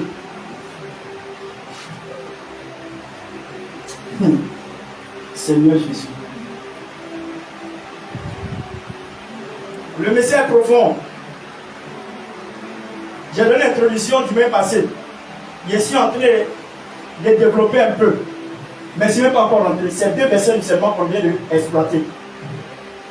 Dimanche passé, on a vu seulement que quoi? Proverbe 16, verset 4. Aujourd'hui, on voit quoi? Philippiens 1 Corinthiens 9, verset 26. On n'est pas encore arrivé quelque part. Parce que c'est la vie sur terre que je suis en train de parler. Ça a tellement d'importance que je ne peux pas le traiter en un seul jour. Je fais morceau par morceau, point par point, pour que tu comprennes l'importance de pourquoi tu es né. Ne rate pas ta destinée. Le ciel est un acquis pour quelqu'un qui a donné sa vie à Jésus et qui veille sur ça. Amen. Qui veille sur ça. Dis Amen avec moi. Alléluia. Comprenez la même mère. Hein? Elle a du mal à s'asseoir longtemps. Voilà. Elle a du mal à s'asseoir longtemps. Donc ne soyez pas gêné. Si la voyez se lever un peu, ça vous détend un peu ses pieds. Amen. Elle m'a dit ce matin, elle dit mon chéri, tu sais, faut pas trop durer. Il dit chéri, pourquoi j'ai compris. Ok. Est-ce qu'on peut acclamer le Seigneur pour la mémé? Que Dieu te bénisse. Ça, c'est ma chérie du quartier. Non, moi, j'ai une chérie extraordinaire. Elle a les cheveux blancs. Alléluia. Termine ça, s'il te plaît. De peur d'être moi-même rejeté. De peur qu'il soit lui-même rejeté après avoir prêché aux autres. Il dit de peur qu'il soit rejeté après avoir prêché aux autres. Vous voyez, non? S'il n'assujettit pas son corps, c'est comme il a été inutile pour les gens. Dis à quelqu'un ne soit pas un panneau indicateur. Vous savez pourquoi on dit panneau indicateur? Il est planté. Le panneau là, il est planté. Dis il est planté. Il ne bouge pas où? Mais il indique les gens là où il doit partir. Si il te dit là-bas c'est la richesse, il t'en va, mais lui il ne va pas là-bas aussi. Amen. Le panneau est planté quoi, il dit allez-y à la richesse. Mais lui, mais là il ne bouge pas. Il faut dire que ce sera malheureux pour quelqu'un d'être comme ça. Tu envoies les gens quelque part et puis toi-même tu restes. Il dit jamais il va accepter ça. Il dit de peur qu'après avoir prêché, il soit disqualifié. Non. Que le Seigneur soit béni. Que le Seigneur soit béni. Je ne vais pas aller plus loin que ça. Dis Amen avec moi. Amen. Je n'irai pas plus loin que ça. Parce que le message là, quand il va rentrer dans le but du sujet, vous allez bénir Dieu. Ça, c'est encore rien. Hein? Je te dis que c'est pendant la nuit que Dieu m'a donné ce message. Pendant la nuit.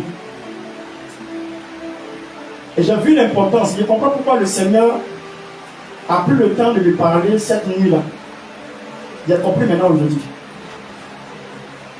Ça dit que si ça là, tu n'as pas compris, c'est que tu as passé tout ton temps sur la terre pour Dieu. Il y a des gens qui ont des talents. Ils ont des capacités.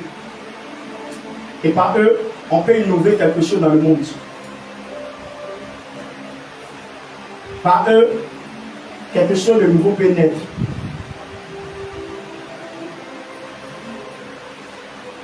Vous comprenez?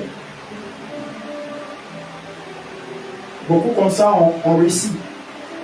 Quand tu vois Bill Gates, lui qui a fait les Windows par rapport à l'ordinateur, l'Internet surtout, l'Internet. C'est lui qui a créé ce système d'Internet. D'autres sont venus avec l'application. C'est un nom de Facebook. Il est venu faire pour lui. Aujourd'hui, il a des milliards pour ça. Il peut s'asseoir et puis il fait rien, il est assis et puis il gagne l'argent. Pourquoi? Parce qu'il n'a pas dormi pour ça. Il y a des gens qui ont mis en innovation un gars qui s'appelle Caterpillar. Celui qui a créé l'ampoule électrique. Il a passé des années pour faire. Et puis ça a marché. Aujourd'hui, on utilise les ampoules électriques, on est content. Est-ce qu'il n'a pas apporté la lumière au monde? Il a ajouté quelque chose. Qu'est-ce que Dieu a mis en toi que tu dois développer? Ils étaient païens, mais nous on est chrétiens. À la fois où on doit développer, on est conscient qu'on doit aller au ciel. On est conscient aussi que par nous, Dieu doit sauver d'autres personnes. Mais nous devons attendre à atteindre notre objectif. Est-ce que tu t'es assez battu pour ton rêve? Tu t'es assez battu pour le but de ta vie? Tu t'es assez battu pour ta destinée? Non. Il y a des gens qui ont abandonné parce qu'ils voient que c'est compliqué. Mais tu ne te disciplines pas. Si toi tu ne te disciplines pas, comment tu peux t'approcher de ta destinée? Parce que tu vis ta vie comme l'aventure. Tantôt tu fais ça, tu laisses. Demain tu fais ça, tu laisses. Demain tu fais ça, tu laisses. Et tu laisses. Et tu laisses. Et puis tu penses que tu es en train d'avancer. Au contraire, tu n'avances pas. Mais vous savez, l'ennemi de l'homme n'est que son âge. Chaque jour que Dieu fait, tu vieillis. Chaque jour, aujourd'hui, là, je viens d'avoir un jour sur mon âge. J'ai vieilli. Les heures qui se drainent, les heures font vieillir. D'ailleurs, ça part. Vous vous amusez avec votre vie. Vous pensez que vous avez du temps. Jésus vient bientôt. C'est quand tu vas accomplir ta destinée. Jésus revient bientôt. Même avec ça, Jésus revient bientôt avec ça. Mais qu'est-ce que tu vas faire? Ça fait combien d'années que tu es sur terre? Il y a des ça fait 30 ans. Il y a des ça fait 50 ans. Il y a d'autres ça fait 60 ans. Il y a d'autres ça fait 25 ans. Il y a d'autres ça fait 20 ans. Mais est-ce que tu es sur le chemin de ta destinée? Est-ce que tu es sur le chemin de ta destinée? Alléluia. Es-tu sur le chemin de ta destinée? Alléluia. Voilà. Il y a des gens, un seul foyer les a perdu la vie. Un seul foyer les a perdu du temps et ça les a perdu la vie. C'est inutile. Il y a des combats qui sont inutiles. C'est-à-dire qu'un foyer peut changer la vie de quelqu'un jusqu'au point où sa vie même est fouchée. C'est-à-dire qu'il n'y a plus quelque chose à faire. Ça a traîné sa vie, gâté sa vie. Pourquoi? Parce que sa seule pensée, comment faire pour restaurer son foyer, comment faire pour gagner son foyer, comment faire pour réparer son foyer, comment faire l'homme qui est parti là, ou bien l'homme qui est en train de faire ça là, comme ça. Tu perds le temps. C'est Dieu qui est le Dieu qui fait la destinée. Quand tu vas commencer ta destinée, quand tu vas commencer à prendre le chemin de ta destinée, il y a les réparations que tu n'as pas besoin de faire, que Dieu même va le faire de lui-même. Il y a des réparations quand tu te réconcilies avec Dieu, et puis tu commences à marcher comme il veut, et puis tu prends le chemin de ta destinée, Dieu même fait certaines réparations. C'est là ton mari t'a quitté, tu n'as même pas besoin de prier, tu as en train de prier pour ta destinée, et puis ton mari revient. Il vient te trouver chez toi. Tu es étonné. Pourquoi? Parce que tu es réconcilié avec Dieu. Donc tout ce qui rentre en compte de ta destinée, Dieu active vers toi. C'est simple. Mais passer son temps pour ça, c'est pas important. Même si tu es marié, mais un jour va te séparer. Même si c'est pas pour qu'il puisse partir d'un autre foyer, un jour va mourir, va te laisser. Donc pour ça, là, tu as pu continuer ta destinée. Hein? Je vous demande, tu as pu continuer ta destinée? Est-ce que l'homme ne meurt pas? Est-ce que l'homme ne meurt pas? Je vous demande, est-ce que l'homme ne meurt pas? Et voilà maintenant, voilà pourquoi les gens sont en retard. Parce qu'ils sont exhibés sur des choses inutiles. Au lieu de penser à ce qui est primordial pour leur vie. Ta destinée. Dans ta destinée, Dieu sait que tu vas te marier. Dans ta destinée, Dieu sait que tu vas avoir des enfants. Dans ta destinée, Dieu sait que tu vas avoir tout ça. Pourquoi tu te mets sur ce qui n'est pas essentiel? Quand il y a ce qui est essentiel, à Dieu envoie tout le reste.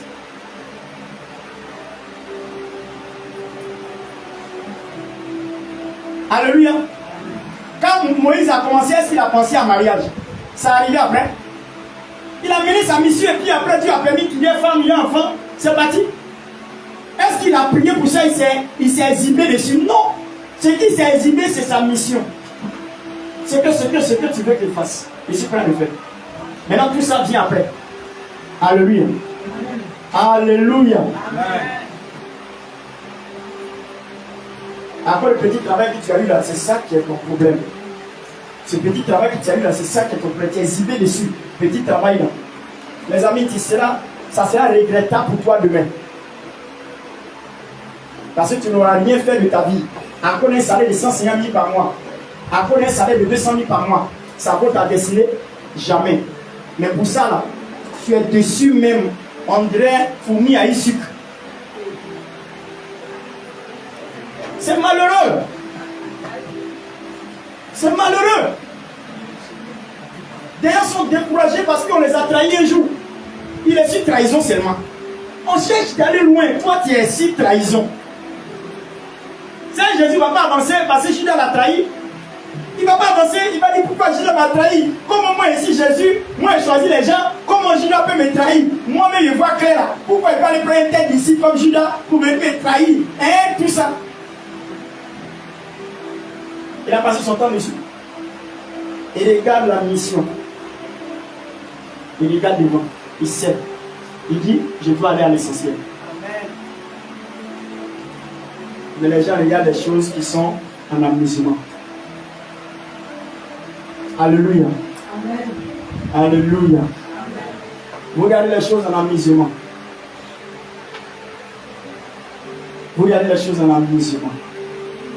Allons-y à l'essentiel. Dieu sait que tu vas manger. Dieu sait que tu as peut-être un enfant que tu dois nourrir. Dieu sait tout ça. Dieu n'est pas aveugle, il sait. Mais si tu te dis, allons-y à l'essentiel, c'est qu'il va s'occuper de tout ça. Quand Pierre, la fois passée, il a prêché, il a dit Pierre, quand Jésus lui a demandé, viens, il n'a même pas posé de question. Pourquoi? Moi j'ai une femme, j'ai des enfants, pourquoi tu me dis je n'ai plus péché? C'est ça là qui permet d'avoir de l'argent pour nourrir ma famille. Qui a suivi Jésus? Il a abandonné le pêche là, il a suivi Jésus. Or ce gars là, il n'a même pas l'argent sur lui. Il peut le promettre son avenir comment? Parce qu'il avait confiance que celui-là, c'est toute sa vie. Il sait que si le suit là, tout ce qu'il veut là, il va l'avoir devant. Arrivé à un moment donné, Pierre avait raison de poser. Il a dit, ça fait un moment, il te suit. Il voit rien devant là. Après, il a posé question là. Jésus, tu sais, on a tout laissé famille, enfants, femmes, maison, tout ça. Mais on va gagner quoi? Il dit, vous allez gagner des familles, des enfants. Et tout ce que vous avez perdu, vous allez recevoir ça au centuple. Même à présent, même pour le siècle à venir.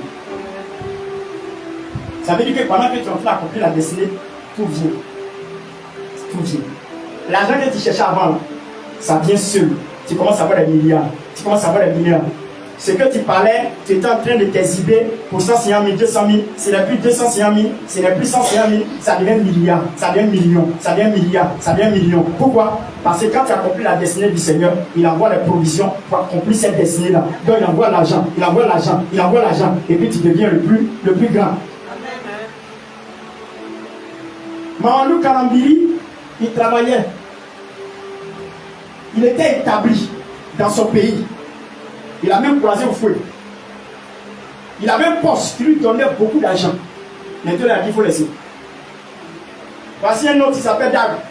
Il était médecin. Médecin. Il a abandonné pour servir Dieu. Pourquoi? Parce que c'est ce que Dieu lui a dit dans sa vie qu'il doit faire. Il a laissé ce qui est pour les hommes. Aujourd'hui, là, c'est un milliardaire. Manu Kalambili, c'est pas un milliardaire. C'est pas un milliardaire. Dieu te dit, il faut commencer, toi tu as peur. Seigneur, j'ai peur. Regarde, une maison là, qui a payé? Maison là, qui va payer? L'eau là, qui a payé? Seigneur, je dois me marier, je dois avoir une femme. Qui va faire ça là? Seigneur. Foli Yako. Tu ne connais pas le plan de Dieu pour ta vie. Dieu connaît où tu vas passer. Il sait ce qu'il va faire avec toi. Mais toi, tu as peur. Aie confiance en Dieu. Dis-lui, aie confiance en Dieu. Alléluia. Alléluia. Alléluia. Dis, ne mène pas de combat inutile. Dis, ne perds plus ton temps. Si tu as un travail que Dieu peut t'utiliser pour ce travail, pour te permettre d'atteindre ton objectif, c'est bon. Parce que dans les provisions, il y a aussi l'argent. Une vision a besoin de provision. C'est quoi pas de vision? C'est pas provision et puis vision sont pareils. C'est parce que l'autre, ils ont mis pro à côté. Sinon, c'est même vision là. Pro et puis vision. Maintenant, provision. Or, la vision, c'est non un objectif. La provision, c'est ce que tu dois avoir pour atteindre l'objectif. Donc, dans la provision, il y a aussi les moyens financiers. Il y a même des rencontres.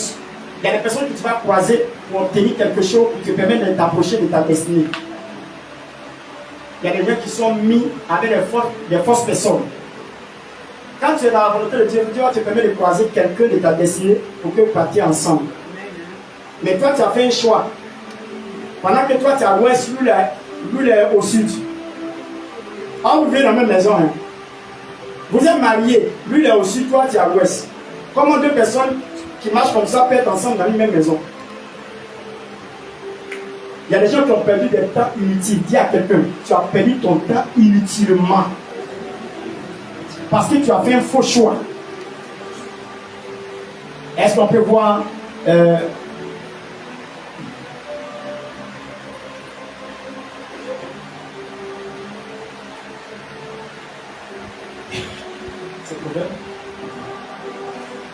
je m'arrête là et puis on va prier.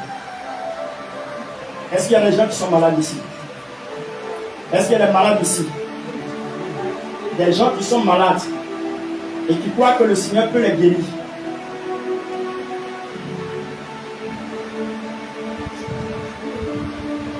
Job 14, verset 33, je crois bien. Job.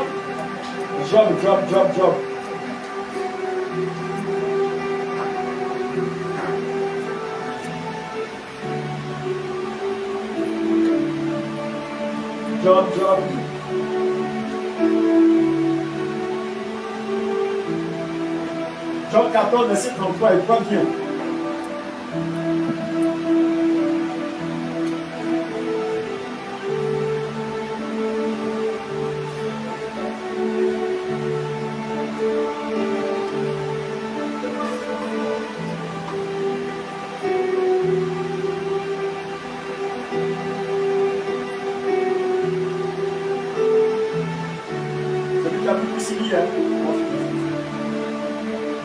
Tu as vu? Hein? Donc ça veut dire Job 33, verset 14. S'il n'y a pas ça, c'est que c'est le contraire.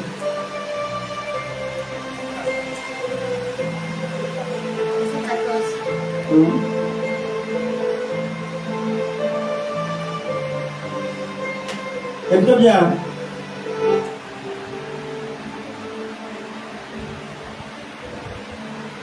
Job 14, verset. Job 33, verset 14. Oui, on dit quoi? Dieu parle cependant, tantôt d'une manière, tantôt d'une autre. Dieu parle cependant, tantôt d'une manière, tantôt d'une autre. Et l'on n'y prend point garde. Et l'homme n'y prend point garde. Toi, tu ne prends pas garde à ce que Dieu te dit. Il y a des gens, quand quelque chose doit arriver, ils voient ça en rêve. Ils ne préparent pour ça. Ils ont laissé comme ça. C'est qu'est-ce qu'ils ont vu. Or, Dieu les prévient pour intervenir, pour éviter, pour permettre que la bonne chose puisse arriver. Par moment, Dieu veut annuler. Par moment, Dieu veut que tu actives les prières pour que la chose arrive. Mais toi, tu ne prends pas garde à ça. Il peut te parler en vision, en songe. Il peut te parler en prophétie.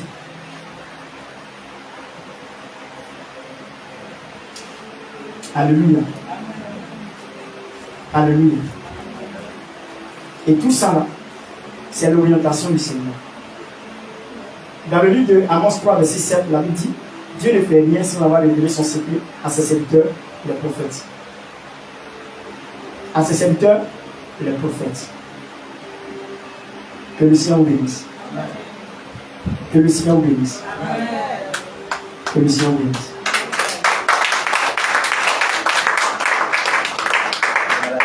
Est-ce que quelqu'un ici Dieu veut sauver?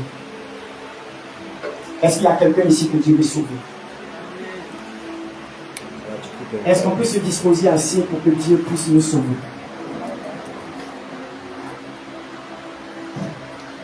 Qui a au moins compris le message par moi? Qui au moins a été calendrier par le message? Qui veut se battre pour atteindre son objectif? Qui ne peut plus vivre dans le billard? Il faut parler à Dieu, c'est ce qu'il dit. Dieu parle.